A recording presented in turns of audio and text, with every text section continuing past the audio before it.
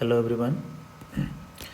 Today we will start a new topic, new unit in basic electrical engineering, and that unit is all about rotating machines, electrical rotating machines, है ना। इसमें हम जितने भी rotating machines हैं उसके बारे में हम लोग पढ़ेंगे, ठीक है।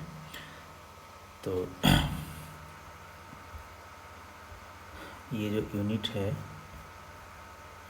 इस यूनिट का अगर हम नाम देखें तो इसे हम लोग कहेंगे electrical machines. Unit 4 is electrical machines.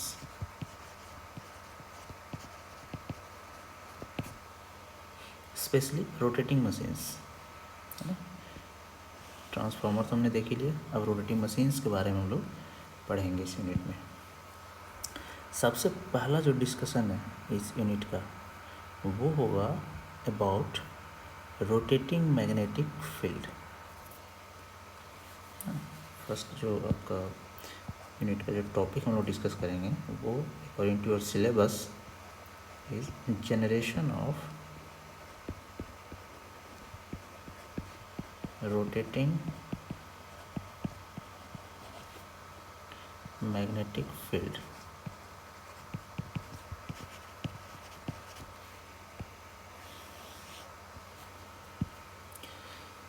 ये हम सबसे पहले देखेंगे, है ना।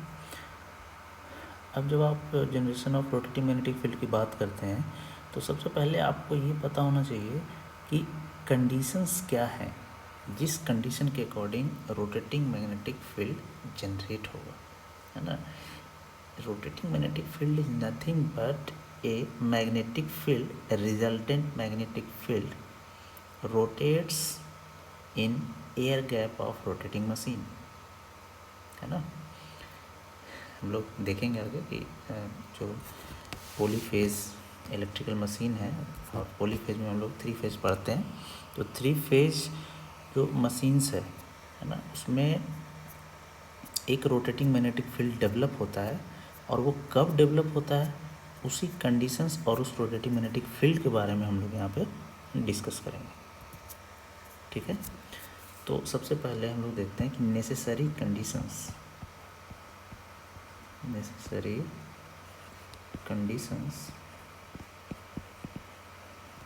For generation of rotating magnetic field,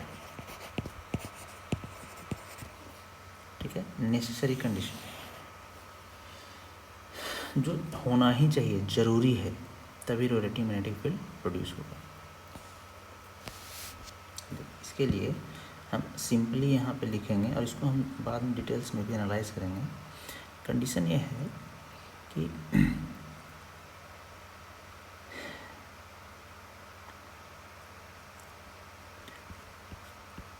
time angle displacement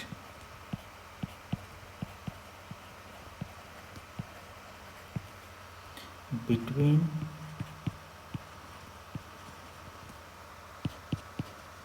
the currents and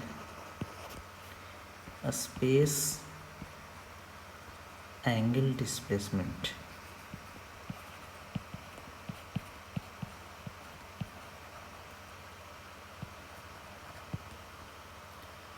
between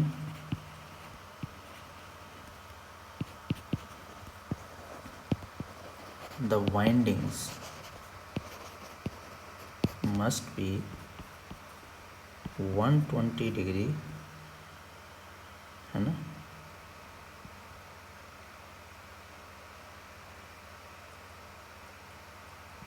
ठीक है, 120 डिग्री का फेज डिस्प्लेसमेंट, एंगल डिस्प्लेसमेंट किस में होना चाहिए?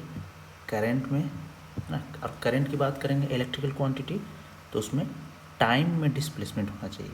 जैसे I am sine omega T, आप लोग करंट की बात करते हैं, तो उसमें ओमेगा टी ए फेज का, है ना, फर्स्ट फेज का जो करंट होगा, दूसरा फेज का करंट कितना होना चाहिए, 120 डिग्री से अपार्ट, तीसरे फेज का उससे 120 डिग्री, है ना। तो 3 फेज सिस्टम की हम लोग बात करते हैं यहाँ पे जनरली, 3 फेज मशीन्स की बात करें, उसी में हम ये रोटेटिंग मैग्नेटिक फील्ड की बात करते हैं। तो 120 डिग्री से अपार्ट होना चाहिए करंट में, है ना, डिस्प्लेसमेंट होना चाहिए। और सिमिलरली वो जो वाइंडिंग होगा जिसमें करंट ये फ्लो कर रहा है, वो वाइंडिंग भी आपस में 120 डिग्री के एंगल डिस्प्लेसमेंट के साथ स्पेस में प्लेस्ड होने चाहिए, है ना, स्पेस में प्लेसमेंट उसका होना चाहिए। तब हम लोग कहेंगे कि रोटेटिंग मैग्नेटिक फील्ड डेवलप होगा, otherwise rotating magnetic field develop नहीं होगा।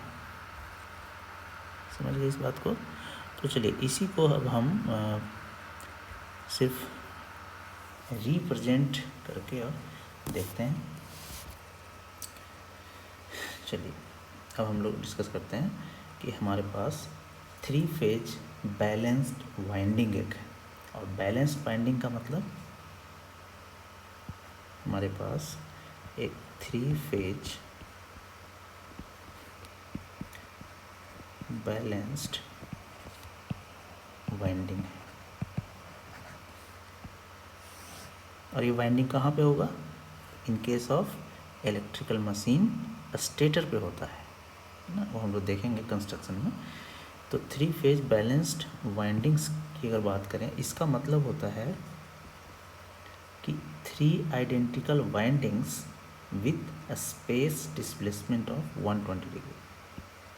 3 आइडेंटिकल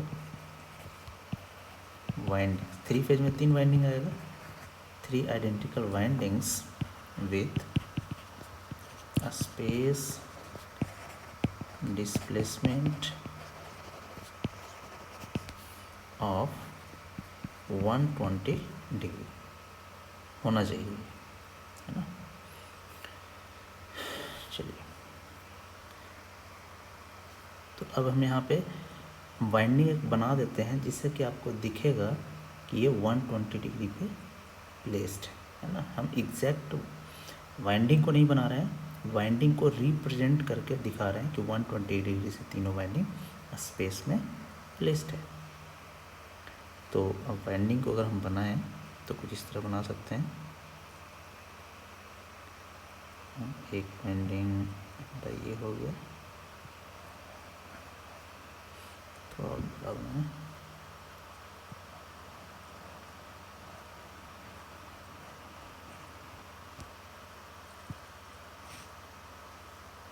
सपोज एक वाइंडिंग हमारा ये है, ठीक है। अब इसी को हम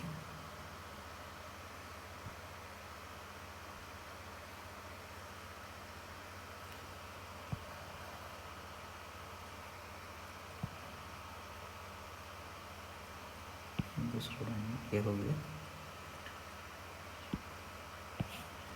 तीसरा वाइंडिंग हमारे पास ये है।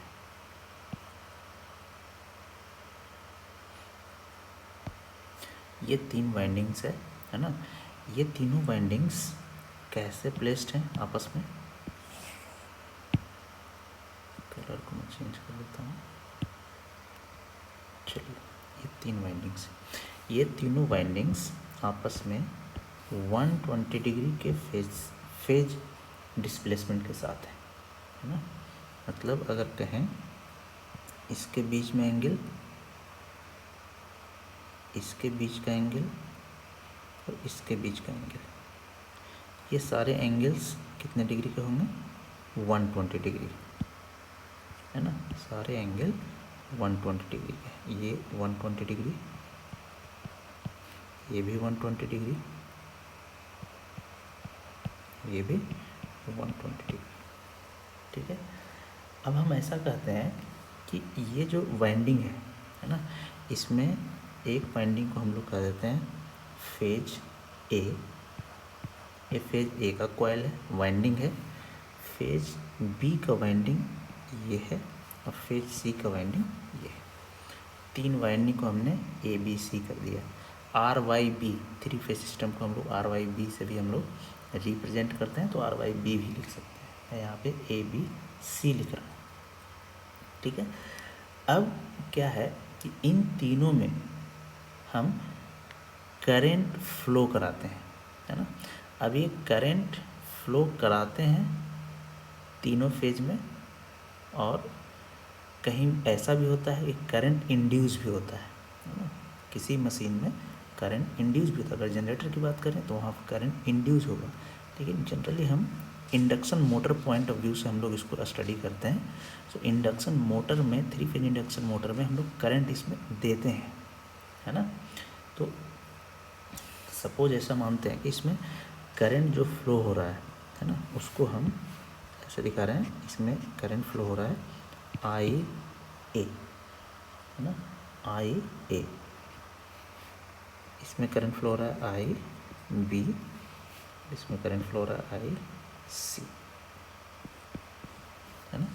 तीनों में करंट फ्लो हो गया। अब जब ये करंट फ्लो होगा तो ऑफ कोर्स इसमें फ्लक्स जनरेट होगा। हर एक वाइंडिंग में अलग अलग फ्लक्स जनरेट होगा, ठीक है। इसको अग्री करते हैं।